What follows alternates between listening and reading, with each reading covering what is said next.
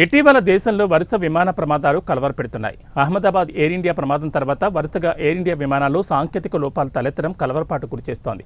ఇదిలా ఉండగా హైదరాబాద్లో హెలికాప్టర్ దగ్ధమైంది. హైదరాబాద్లోని గుర్రంగూడలో ఉన్న ఫ్లైట్ టెక్ ఏవియేషన్ సమీపంలో చోటు చేసుకుంది ఈ ఘటన. చాలా కాలంగా నిరుపయోగంగా ఉన్న డమ్మీ హెలికాప్టర్లో మంటలు చెలరేగాయి. షూటింగ్లకు ఉపయోగించే డమ్మీ హెలికాప్టర్లో ఒక్కసారిగా మంటలు చెలరేగడంతో భయభ్రాంతులు గురయ్యారు స్థానికులు. ఘటనపై ఫైర్ సిబ్బందికి సమాచారం అందించారు. ఘటనా స్థలికి చేరుకున్న ఫైర్ సిబ్బంది మంటలను అదుపులోకి తెచ్చారు. ఈ ప్రమాదంలో ఎవరికీ ఏం జరగకపోవడంతో అంతా ఊపిరి పీల్చుకున్నారు.